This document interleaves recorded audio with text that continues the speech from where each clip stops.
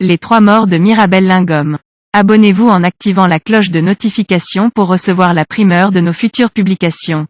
C'était une jeune fille de 25 ans issue de classe sociale des défavorisés mais qui croyait en un avenir plus radieux. Elle avait achevé une formation et effectuait calmement de petits boulots pour survivre en attendant son intégration. Du jour au lendemain, elle s'est retrouvée sous les feux des projecteurs.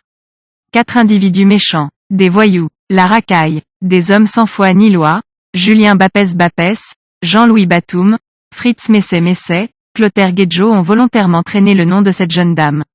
En dépit de toute alerte qu'ils ont reçue dès le départ, dans leur entreprise de diabolisation, de destruction de cette jeune dame, ils n'ont eu aucun remords. Mirabel Lingom a été jetée à la vindicte populaire. Sa dignité bafouée, son honorabilité détruite. Ils ont tué cette jeune dame socialement, allant jusqu'à dans sa famille qui l'hébergeait qu'il s'agissait bel et bien d'elle. L'accusant de comploter avec les Bamileke.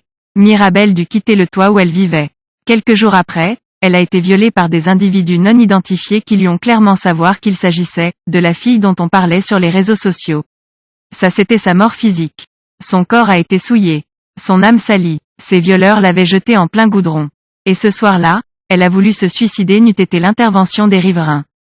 Mirabel avait déposé plainte, d'abord au commissariat central de Locbessou. Pendant près de 3 semaines, elle n'obtiendra rien. Jusqu'au moment où nous décidons de récupérer ce dossier et lui venir en aide. Même l'État qui était censé la protéger l'a abandonnée. Puis vint la plainte à la Légion de gendarmerie de Bonanjo. Une procédure sciemment ralentie par un enquêteur de Manu Tiwabris Flavien qui prenait un malin plaisir à traiter ce dossier sans diligence. N'eût été la pression, la confrontation n'aurait jamais eu lieu. Plus grave, alors que ce n'est pas leur travail d'établir la culpabilité des accusés, les gendarmes de Bonanjo s'arrogent le droit de manœuvrer pour demander à Mirabel de renoncer aux poursuites judiciaires contre les 4 voyous.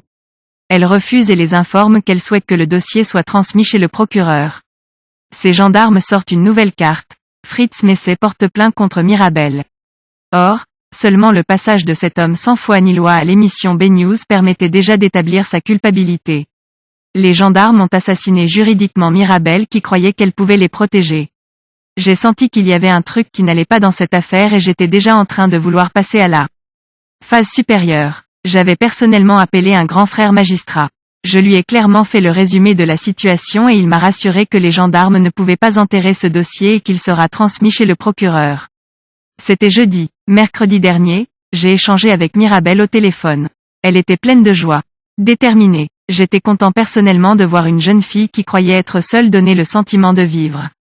À travers quelques contacts personnels, depuis plusieurs semaines, elle bénéficiait d'une assistance. Elle revivait. La nouvelle de son décès m'attriste et m'afflige. J'espérais que nous pourrions montrer à ceux qui n'ont pas les moyens, aux pauvres, aux orphelins, aux démunis qu'ils peuvent vivre. Qu'ils peuvent être protégés et qu'ils doivent faire confiance aux institutions. J'ai le sentiment de m'être trompé. D'avoir loupé quelque chose. Mirabel ne devait pas mourir. Repose en paix jeune dame. Veuillez prendre 3 secondes pour liker la vidéo et la partager. N'oubliez pas de vous abonner à la chaîne.